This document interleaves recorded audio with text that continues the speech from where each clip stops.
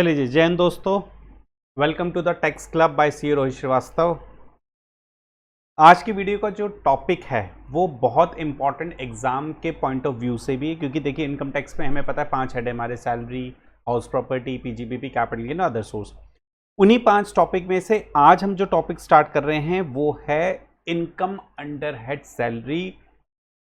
बहुत इंपॉर्टेंट है, कुछ एग्जाम के पर्सपेक्टिव से भी, प्रोफेशनल लाइफ में भी। जब आप क्वालिफाई हो जाओगे, रिटर्न वगैरह करोगे, तो मैक्सिमम एसएससी जो इनकम टैक्स रिटर्न वाले सैलरीड एम्प्लॉय वाले ज़्यादा मिलते हैं, तो उनकी रिटर्न वगैरह फाइल आपको करने के लिए आपको पहले इस हेड को समझना पड़ेगा कि साहब उनकी इनकम इस हेड में टैक्सेबल है या नहीं है। वो तो चलिए एक बात की बात है। अभी हमें ना थोड़ा अपने कोर्स से रिलेटेड बात ज़्यादा करनी है, बाकी बातें तो हम बाद में करते रहेंगे। तो अभी हमें जो है इनकम अंडर हेड सैलरी को समझना है। जैसा कि मैं हमेशा कहता हूं, किसी भी हेड, किसी भी टॉपिक को समझने से पहले उसका अच्छे से बेसिक को निचोड़ लो, उसके अच्छे से बेसिक को निचोड़ लो। जैसे अगर मेरे पुराने वीडियोस आपने देखे होंगे तो रेजिडेंशियल स्टेटस या बेसिक कॉन्सेप्ट में मैंने बहुत ज़्यादा डिटेल वीडियोस डाले हुए थे, दोबारा भी अपलोड करते रहेंगे। जैसे जैसे आपका जो है, मुझे जो भी डाउट्स लगेंगे, स्टूडेंट्स को कहाँ कहाँ डाउट्स हो रहे हैं, मैं वैसे वैसे वीडियोस अपलोड करता रहूँगा। लेकिन अभी इनकम अंडर हेड सैलरी को स्टार्ट करने से पहले इसको भी हमें पहले इसका बेस बहुत अच्छे से समझना पड़ेगा। बेस क्यों समझना पड़ेगा? पहले हमें यह समझना पड़ेगा कि सब कौन सी इनकम है जो इनकम अंडर हेड सैलरी में टैक्सेबल होती ही है। अब लगेगा ये तो बड़ा सिंपल सा क्वेश्चन है, जिसको सैलरी मिल रही होगी उसकी इनकम अंडर हेड सैलरी में टैक्सेबल हो रही होगी। अच्छा जी, अगर ऐसी बात है तो मुझे आप एक बात बताइए कि अगर कोई पार्टनरशिप फर्म में, अगर कोई पार्टनर अपनी पार्टनरशिप फर्म से कोई सैलरी विड्रॉ करता है 10, 20, 25, 30 हज़ार, 50 हज़ार मंथला या 1 लाख रुपए महीने की, तो क्या उस पार्टनरशिप फर्म में उस पार्टनर के द्वारा, भाई फॉर एन एग्जाम्पल अगर हम यहां पे ले लें, मान लीजिए एबीसी एक पार्टनरशिप फर्म है, पार्टनरशिप फर्म है, इसके 3 पार्टनर हैं, ए बी सी। ठीक है, एबीसी एक पार्टनरशिप फर्म है, इसके 3 पार्टनर है ए बी सी। ए महीने के 50 हज़ार रुपये विड्रॉ करते हैं, बी महीने के 1 लाख रुपए विड्रॉ करते हैं और सी महीने के 30 हज़ार रुपये विड्रॉ करते हैं। हो सकता है अलग अलग सैलरी विड्रॉ हो रही है, जैसे जिसका कैपिटल कंट्रीब्यूशन, वैसे वैसे सैलरी विड्रॉ कर रहे हैं। अब मेरा क्वेश्चन ये है कि ए ने अपनी पार्टनरशिप फर्म से सैलरी के नाम पे महीने के 50 हज़ार रुपये, इन्होंने भाई साहब ने 1 लाख रुपए और इन्होंने भाई साहब ने 30 हज़ार रुपये विड्रॉ करे। क्या इनकी इनकम, भाई इनके हाथ में सैलरी है ना, क्या ये सैलरी इनकम, ये तीनों की salary income income under head salary में टैक्सेबल होगी या नहीं होगी? मेरा सिंपल सा क्वेश्चन है। अगर आपका आंसर है यस, क्योंकि यहां पर हम सैलरी वर्ड यूज कर रहे हैं, इनकम अंडर हेड सैलरी मिल रही है, अगर पार्टनरशिप फर्म से पार्टनर सैलरी ले रहे हैं, सैलरी हेड में टैक्सेबल होगी, तो आपका आंसर बिल्कुल सही नहीं है, ये आंसर है गलत। क्योंकि अगर पार्टनरशिप फर्म से कोई पार्टनर सैलरी विड्रॉ करता है तो सैलरी हेड में टैक्सेबल नहीं होती है। अब आपको समझ में आ रही होगी बात, क्यों मैं इस बात पे बहुत फोकस कर रहा हूं कि साहब बेसिक समझना बहुत ज्यादा जरूरी है। अगर आप बेसिक नहीं समझोगे कि साहब किस तरह की इनकम को सैलरी हेड में टैक्सेबल किया जाना चाहिए, तो आप इस हेड में क्वेश्चंस को नहीं कर पाओगे, ना एग्जाम में, ना ही अपनी प्रैक्टिकल लाइफ में। चलिए, तो इन सब बातों को ध्यान में रखते हुए हमेशा मैं फिर भी बोलूंगा कि आप कहीं पर भी किसी भी टॉपिक को पढ़ रहे हो, उसका पहले बेसिक अच्छे से समझ लो कि साहब उस टॉपिक की रिक्वायरमेंट क्या है, क्या समझाना चाह रहा है हमें। इनकम अंडर हेड सैलरी में समझाना यह चाह रहा है कि साहब आप सिर्फ सैलरी वर्ड के बेस पे मत जाओ कि अगर कोई आदमी को की इनकम हो रही है, सैलरी नाम आ रहा है, तो वो सैलरी हेड में टैक्सेबल नहीं हो जाएगी। उसका हमें नेचर समझना पड़ेगा कि किस नेचर की इनकम है वो। इसी बात को समझने के लिए यहां पे मैंने देखिए पहले लाइन में कितनी अच्छी बात लिखी है, to understand the computation of income under head salary, to understand computation of income under head salary, the relation between the employer and employee must be understood first. कि अगर आपको सैलरी हेड में कंप्यूटेशन समझनी है, अगर आपको salary head में computation मतलब कैलकुलेशन है कि आपको सैलरी हेड में कितनी इनकम पर टैक्स लगेगा, अगर आपको वो बात समझनी है तो आपको सबसे पहले एम्प्लॉयर और एम्प्लॉय के रिलेशनशिप को समझना पड़ेगा। अच्छा, अब यहां पे एम्प्लॉयर एम्प्लॉय की बात क्यों आई? क्योंकि सैलरी की बात कहां पर होगी? जहां पर एम्प्लॉयर अपने एम्प्लॉय को पैसा दे रहा होगा वही तो सैलरी हुआ ना। तो एम्प्लॉयर और एम्प्लॉय की रिलेशनशिप को क्या समझना जरूरी नहीं होगा? बिल्कुल सब जरूरी होगा। तो सैलरी हेड में कैलकुलेशन समझने के लिए आपको सबसे पहले एम्प्लॉयर और एम्प्लॉय को रिलेशनशिप को समझना पड़ेगा। अच्छा, अब ये समझना क्यों जरूरी है ऐसा रिलेशनशिप? आगे क्या कहता है, an income can be tax under head salary only if there is a relationship of an employer और एम्प्लॉय, कि किसी इनकम को सैलरी हेड में टैक्सेबल कब किया जा सकता है? तभी किया जा सकता है जब एम्प्लॉयर और एम्प्लॉय का रिलेशनशिप एग्जिस्ट करता हो। If there is a relationship for employer employee between payer and payee. Payer मतलब जो पैसे दे रहा है, पेई मतलब जो पैसे ले रहा है। हम नॉर्मली केस में पेयर कौन होगा? एम्प्लॉयर पेयर होगा, एम्प्लॉयर, और ये एम्प्लॉई पे कौन होगा? Employee. If such relationship exist then income would not be, if such relation does not exist, अगर ऐसा रिलेशनशिप एग्जिस्ट नहीं करता। कौन सा रिलेशनशिप? एम्प्लॉयर और एम्प्लॉय का, मतलब एम्प्लॉयर और एम्प्लॉय का रिलेशनशिप ही एग्जिस्ट नहीं करता। किसके बीच में एग्जिस्ट नहीं करता? पेयर और पेई के बीच में। अगर ऐसा रिलेशनशिप ही नहीं है तो मैं इनकम को इनकम अंडर हेड सैलरी में टैक्सेबल नहीं करूंगा। कितनी बड़ी बात बोली है हमने। पता है भाई, बेसिक समझना में क्या है कि हमें अगर इनकम को सैलरी हेड में टैक्सेबल करना है तो एम्प्लॉयर एम्प्लॉय का रिलेशनशिप होना चाहिए किसके बीच में? पे और पेई के बीच में। और अगर ऐसा रिलेशनशिप नहीं है तो इनकम सैलरी हेड में टैक्सेबल नहीं हो सकती। अब बात यह आती है कि भैया कौन से रिलेशनशिप को कहेंगे पे और पेई का, या एम्प्लॉयर एम्प्लॉय को? कैसा रिलेशनशिप होता है यह भी तो हमें समझना पड़ेगा ना। ये भी तो हमें समझना पड़ेगा कि सब कैसा रिलेशनशिप को पेयर पे का रिलेशनशिप कहेंगे या एम्प्लॉयर एम्प्लॉय का रिलेशनशिप कहेंगे। आगे बात क्या कहता है? कहता है कि the relation of employer and employee should be of master and servant. Employer employee का रिलेशनशिप कैसा होना चाहिए? मास्टर और सर्वेंट का होना चाहिए। मालिक और नौकर का। क्या बात सही है? एम्प्लॉयर मालिक होता है, एम्प्लॉय नौकर होता है। देखिए नॉर्मल टर्म्स में तो ठीक बात नहीं है, लेकिन ठीक है, फिर भी मास्टर सर्वेंट का रिलेशनशिप ही होता है दोनों में। अब मास्टर, अच्छा अब प्रॉब्लम यह है कि भाई मास्टर कौन होता है और सर्वेंट कौन होता है? मास्टर कहता है कि मास्टर वो इंसान होता है हु नॉट ओनली डायरेक्ट्स, जो सिर्फ यही नहीं बताता what and when a things to be done, क्या और कब चीजें होनी है। मास्टर, भाई देखो एम्प्लॉयर यहां पे कहता है कि एम्प्लॉयर और एम्प्लॉय का रिलेशनशिप मास्टर और सर्वेंट का रिलेशनशिप होता है।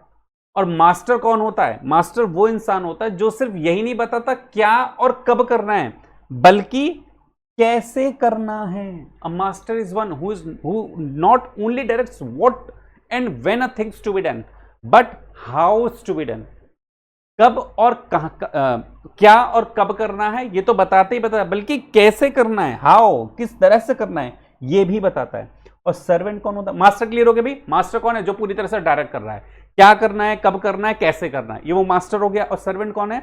सर्वेंट कहता है कि सर्वेंट वो इंसान है जो कि बड़ा who is bound to carry out the instruction given to him by such master. जो बंधा हुआ है, किसके ऑर्डर से बंधा हुआ है? अपने मास्टर, अपने एम्प्लॉयर के ऑर्डर से बंधा हुआ है। यहां कहता है ना हु इज बाउंड, जो बंधा हुआ है। क्या, क्यों बंधा हुआ है? To carry out the instruction given by him such master. जो उसका मास्टर कहेगा उस इंस्ट्रक्शन को उसको मानना ही पड़ेगा। वो मेरा कौन होता है? वो सर्वेंट होता है। सर्वेंट कौन होता है? पेई होता है। पेई कौन होता है? एम्प्लॉय होता है। तो इसका मतलब एम्प्लॉयर और एम्प्लॉय का रिलेशनशिप, मास्टर और सर्वेंट का रिलेशनशिप, मास्टर सर्वेंट का रिलेशनशिप पेई और पेई के बीच में होता है। मास्टर कौन होता है? जो सिर्फ यही नहीं बताता कि क्या और कब करना है, बल्कि यह भी बताता है कैसे करना है। और सर्वेंट कौन होता है? सर्वेंट वो इंसान होता है जो सांप पूरी तरह से बंधा हुआ है, जो मुझे मेरा मास्टर कहेगा मुझे वो करना ही पड़ेगा। वो मेरा कौन होता है? सर्वेंट होता है। अगर किसी दो इंसान के बीच में, मतलब पेई और पेयर के बीच में, किसी दो इंसान के बीच में ऐसा रिलेशनशिप एग्जिस्ट करता है जो मास्टर सर्वेंट की कैटेगरी का है, मास्टर सर्वेंट के नेचर का है, तो हम उस रिलेशनशिप को एम्प्लॉयर और एम्प्लॉय का रिलेशनशिप कह सकते हैं। और जब हम एम्प्लॉयर एम्प्लॉय का रिलेशनशिप कह सकते हैं तो एम्प्लॉय को, पेई को मिलने वाला पैसा, पैसा तो कौन देगा? एम्प्लॉयर देगा ना। किसको देगा? एम्प्लॉय को देगा। एम्प्लॉय को मिलने वाला पैसा कहां पर टैक्सेबल होगा? इनकम अंडर हेड सैलरी में टैक्सेबल होगा। इनकम अंडर हेड सैलरी में टैक्सेबल होगा। अब ये तो बात हमने इतनी समझ ली कि हमने सिंपल सी बात कह दी कि साहब relationship of an employee between a payer and employee relation does not exist, the income would not be taxable under salary. The relation of employer-employee should be a master and servant. A master is one who not only directs whatever and things to be done, but how it's to be done. And the servant is one who is bound to carry out the instruction given to him by such master. ठीक है। अब इतनी बात समझने के बाद मैं आपको कुछ पिक्चर्स दिखाता हूं, शायद उनसे आपको थोड़ा सा और आइडिया लग जाएगा कि मैं आखिर क्या कहना चाह रहा हूं आप लोगों से। देखिए, इस इमेज को ध्यान से देखिए आप लोग, ये इमेज क्या बता रही है आपको। इस इमेज को अगर हम ध्यान से देखें तो ये इमेज हमें क्या बता रही है।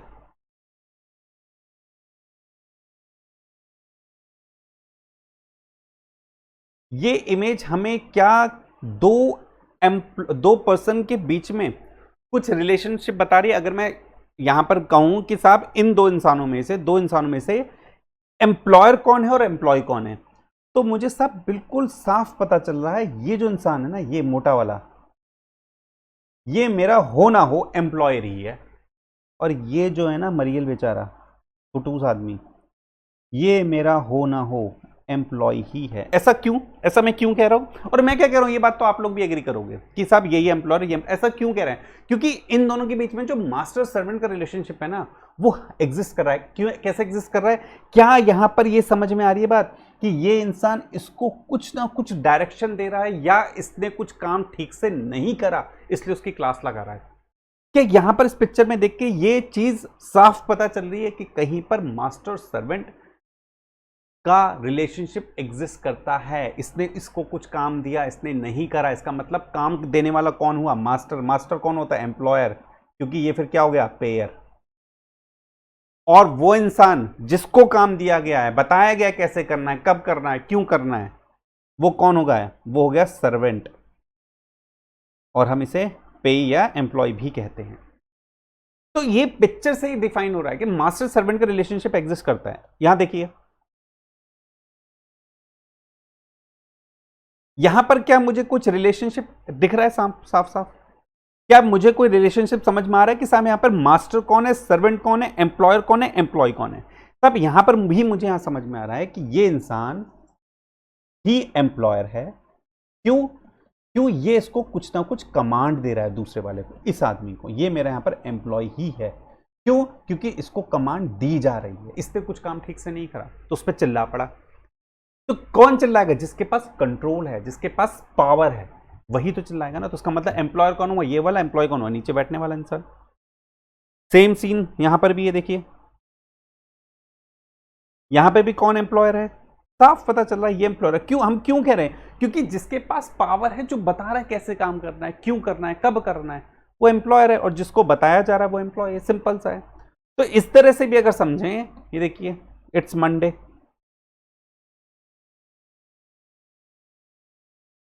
ऐसे काम कराया जाता है मंडे में। आप लोग भी अपने ऑफिस आते हो, सी ऑफिस, आर्टिकल वगैरह शिप करने। तो कहने का मतलब यह है कि साहब पूरी तरह कर चीजों को समझा जाए तो जहां पर भी कुछ कंट्रोल किसी आदमी के हाथ में है, तो इसका मतलब वो हो ना हो साहब वो पक्का मास्टर ही है। ठीक है,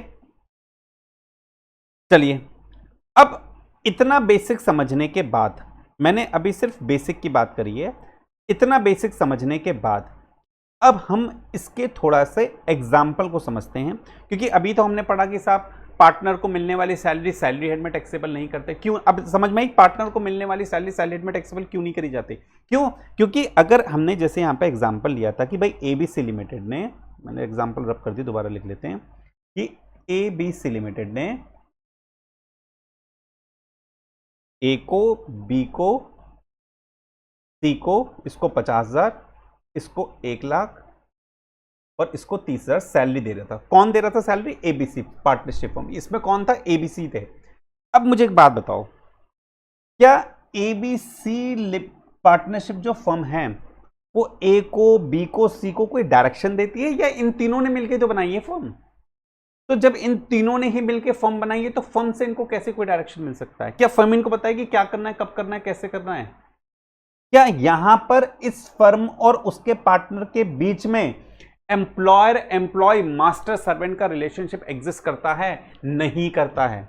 यहां पे कोई डायरेक्शन, अरे भाई इन तीनों की तो फर्म है, ये इन तीनों ने तो मिलकर बनाई है, तो इनको कैसे डायरेक्शन मिल जाएगा? ये तो खुद ही काम उसमें करते हैं, ये तो खुद ही मिलकर काम कर रहे हैं, तो इनको डायरेक्शन नहीं मिला। ये तो अपनी फर्म से पैसा ले रहे हैं, सैलरी के नाम से ले रहे हैं, लेकिन एक्चुअल में सैलरी का नेचर है नहीं उसका।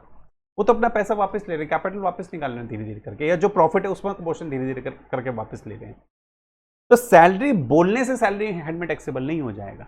ठीक है, इसी तरह से हमने यहां पे कुछ और एग्जाम्पल भी लिए हुए हैं, लेकिन इन एग्जाम्पल को हम करेंगे अपने वीडियो के पार्ट नंबर 2 में, क्योंकि मैं ज़्यादा लंबे वीडियो बनाऊंगा तो वो थोड़े से बोरिंग हो जाते हैं। हम मिलते हैं अपने इसी सैलरी हेड के वीडियो नंबर 2 में, जिसमें हम इस सैलरी हेड से रिलेटेड कुछ एग्जाम्पल समझेंगे, जहां पे हमें और क्लैरिटी आएगी कि साहब किस इनकम को सैलरी हेड में टैक्सेबल किया जाना चाहिए। मिलते हैं हम अपने सेकेंड वीडियो में।